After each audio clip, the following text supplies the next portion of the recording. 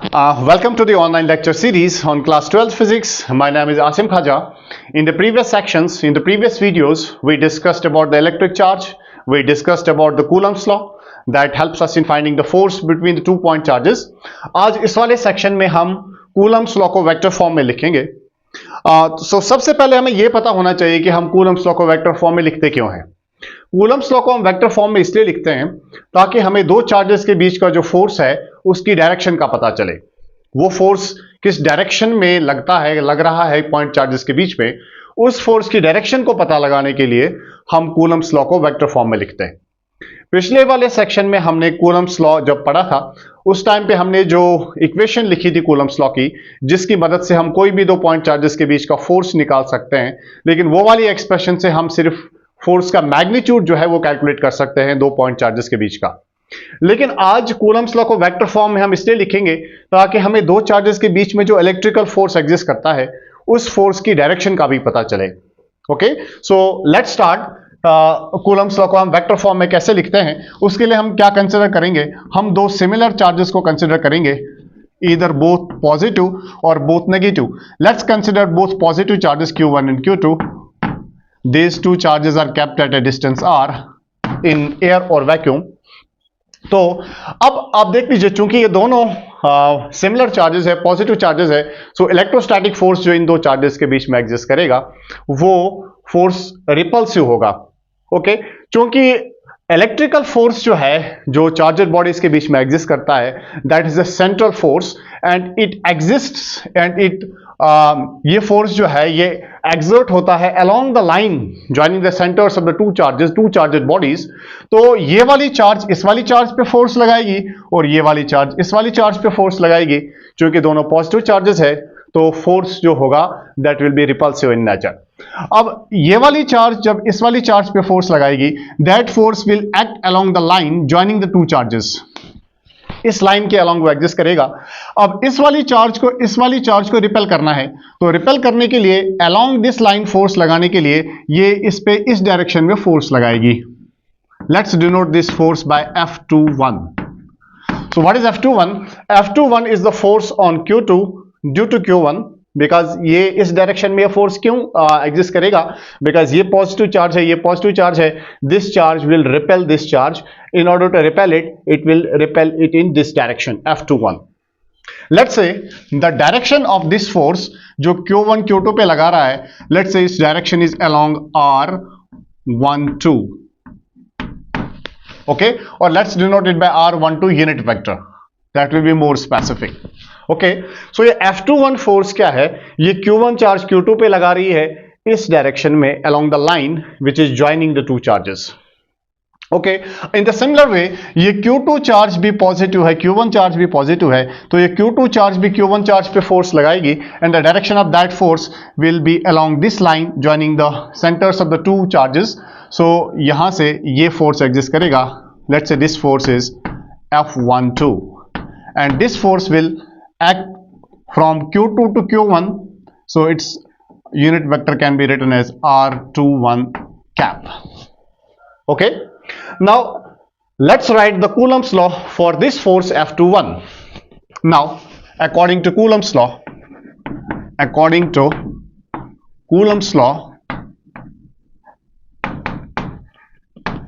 how do we write this F21 force? F21 is the force that a charge Q1 exerts on Q2. It will be equal to 1 upon 4 pi epsilon naught, because we have assumed the charges are kept in air or vacuum, into magnitude of Q1 into magnitude of Q2 divided by what is the distance between the two charges? It is r, so it is r square into, and what is the direction of this force? This force is from Q1 to Q2. Its direction is like this. It is along R12 unit vector. So I will write it like this, R12 unit vector. So this is the expression with the help of which you can find the force which charge Q1 exerts on Q2 and its direction is given by this expression. So this is the expression of force that charge Q1 exerts on Q2. This is the vector form of that force. Okay, similarly, how can I write this F12? this F12, that is the force that charge Q2 exerts on Q1. I can write it like this: F12 equals to 1 upon 4 pi epsilon naught magnitude of Q1 into magnitude of Q2 divided by distance is the same r square. But ये वाला force जो अभी है, ये force Q2 से Q1 की तरफ लग रहा है, so its direction is along R21. So it is R21 unit vector. Okay, name this as equation number first and this equation number second. Okay, but जो है R12 is this is equal minus times R21. देखिए R12 की direction इस तरफ है और R21 की direction इस तरफ है, ठीक है. This is the displacement between the two charges and displacement is a vector quantity, so I can write R12 is equal minus times R21. तो अगर हम इसको फर्स्ट एक्सप्रेशन में यूज करें, सो पुट दिस R12 की जगह minus R21 use कीजिए in equation first. Now using this in equation number first, so what do I get? तो F21 किस बराबर आ जाएगा? सो F21 this is equal 1 upon 4 pi epsilon naught magnitude of Q1 into magnitude of Q2 divided by R square into R12. This is minus times R21, so I will write minus times R21 here. So this is further equal, I will take this minus here and it becomes 1 upon 4 pi epsilon naught magnitude of Q1 into magnitude of Q2 divided by R square into R21 unit vector. Okay, so this is equal, this is further equal. If we find this 1 upon 4 pi epsilon naught magnitude of Q1 into magnitude of Q2 divided by R square into R21 unit vector, so from second equation we find that this is equal to F12. So this is minus times F12. So from here we have F21. So what does this show? This shows that the force that a charge Q1 exerts on Q2 is equal in magnitude but opposite in direction to the force that Q2 exerts on Q1. यानी Q1 अगर Q2 पे इस direction में force लगा रही है तो Q2 charge उसी मैग्नीट्यूड का फोर्स Q1 चार्ज पे लगा रही है अपोजिट डायरेक्शन में. So which law is this? This is Newton's third law. This is Newton's third law. This means so आज हम डेफिनेशन ऑफ यूनिट चार्ज जो है इसको डिफाइन करना चाहते हैं. We want to define 1 unit of charge और 1 कूलम ऑफ चार्ज. इसकी डेफिनेशन हम बनाना चाहते हैं.